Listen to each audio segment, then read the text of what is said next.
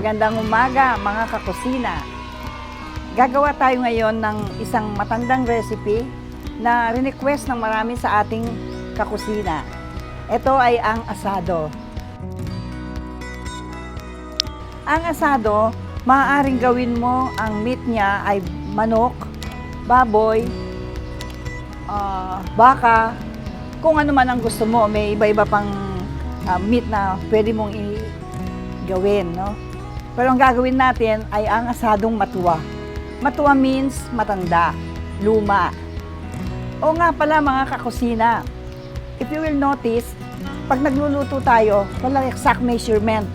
Kasi ang mga Kapampangan, ang mga nagluluto noong unang panahon, nagtatansya-tansya lang sila. Wala silang measuring devices. So makaluma ito, matuwa ito, so wala tayong measuring devices kundi ang ating mga kamay, daliri. Yun ang, wala silang kap-kap nun eh. Kaya nga, ganyan-ganyan lang sila. No? Mga ingredients natin sa ating asadong matuwa. Meron tayong chicken, meron tayong garlic, no, bawang, tinadtad na bawang, sibuyas, kamatis, dayap, at saka kalamansi. Either of the two, no? Tapos meron tayong patatas. Ito ang ating mga condiments, no? Salt and pepper. Pinakaunang gagawin natin ay ang i-marinate natin ang ating manok sa kalamansi o dayap. Dayap po ang gagamitin ko kasi ito manamis-namis. Kung hindi gumamit kayo ng kalamansi, lagyan ng konting sugar.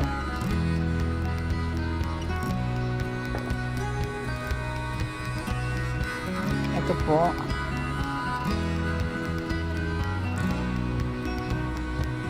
Pag naghiwa po tayo ng dayap,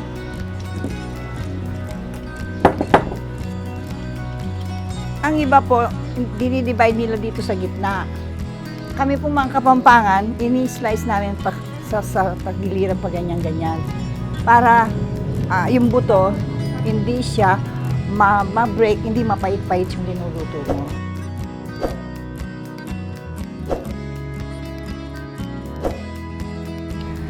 Yan. Iniiwasan yung buto.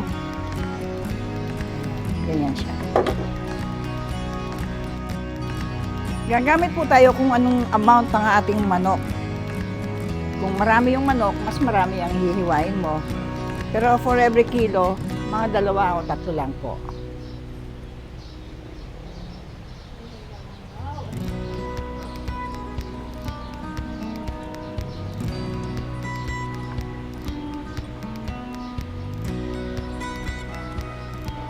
Maglalagay tayo ng bawang, no? Tinadtad na bawang, chopped garlic. Mas marami, mas maganda, mas masarap.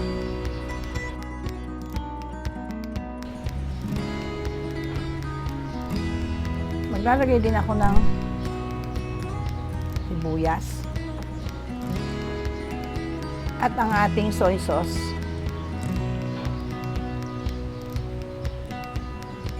At saka po yung ating pepper.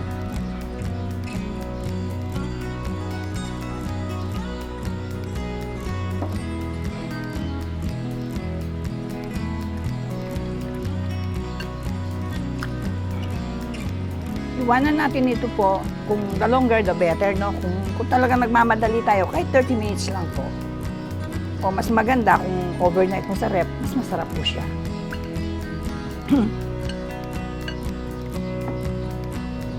Ito. I-brown na natin po ngayon ang ating manok, no?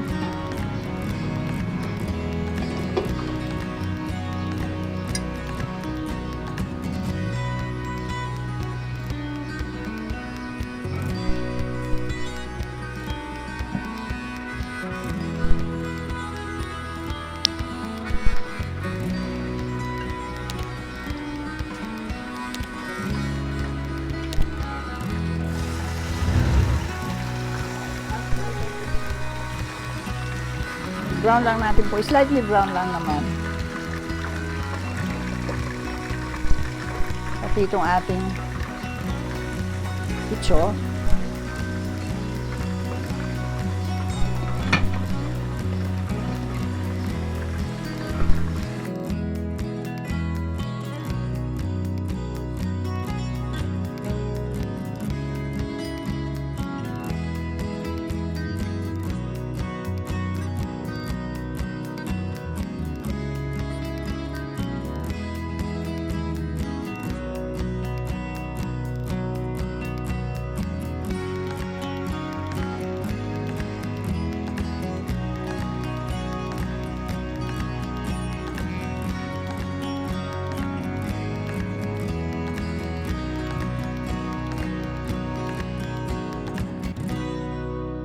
Magigisa na po tayo ngayon.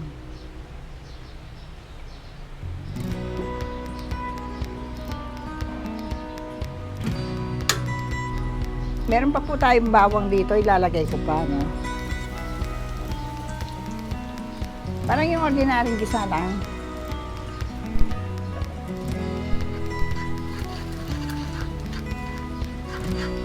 Tapos, ilalagay na natin ang ating sibuyas pa.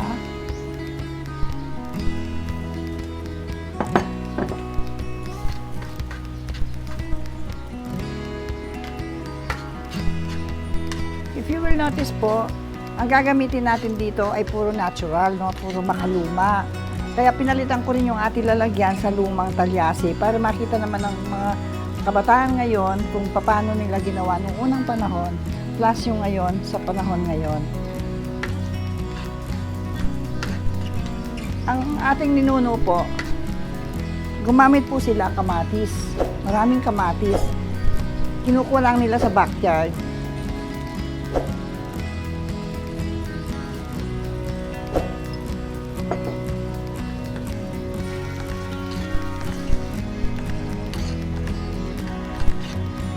Puro makaluma po ang style natin gagawin kasi yung title ng ating ginagawa ay Asadong Matuwa.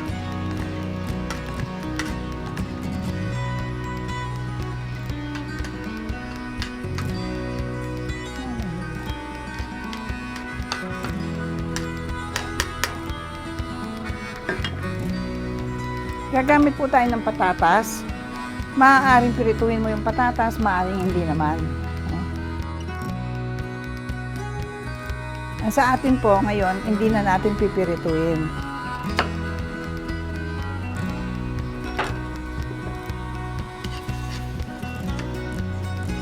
Ilalagay ko na yung ating patatas.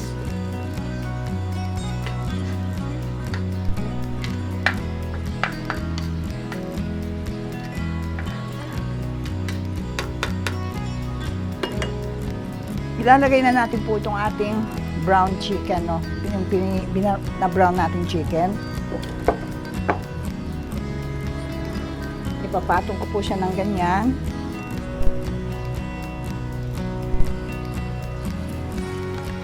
Yung, if you will notice po, kanina nag-marinate tayo.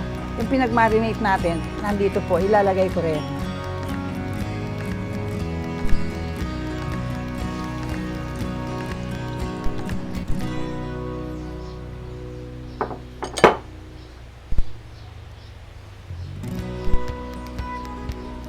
Yung ating atay ng manok, pag halfway na po luto ito, at saka natin siya isasama.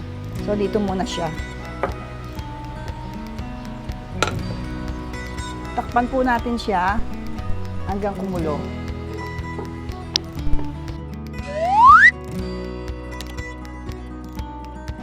Tignan na po natin ang ating asado. Wow, ang bango, kumukulo na. Ilagay na po natin ang ating atay, no?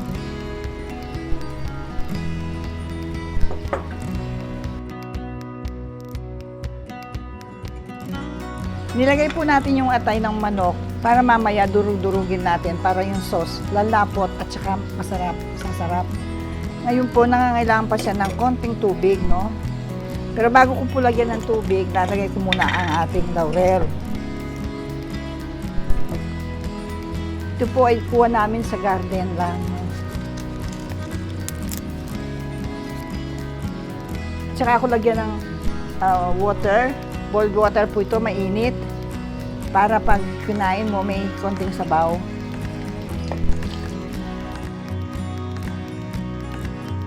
Tsaka para po hindi siya maglalasang sariwa, matagal pang kumukulo, mas maganda. Takpan muna natin siya uli.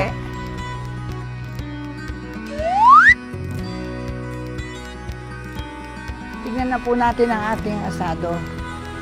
Wow! Malambot na po siya. So, ang gagawin natin, lagay na muna natin dito sa ating bowl.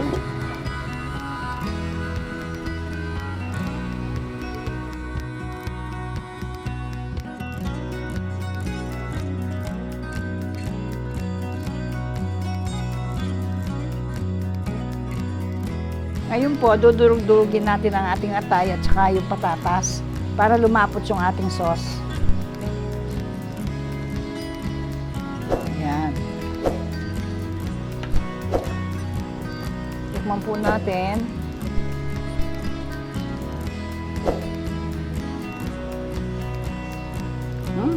Yaman na. Sarap po. Ayun po, magpi-plating na tayo. Mga kakusina, eto, luto na ang ating asadong matuwa. Kung mapansin niyo, ginawa natin ito sa simpleng paraan, sa lumang paraan, sa matuwang paraan. Kasi gumamit tayo ng kamatis at hindi yung mga dila-dilata. Kasi nung panahon ng ninuno, wala pa po yun. Ito na ang ating asadong matuwa. Tikman nyo, luto nyo. Ito'y naluto from my kitchen to yours.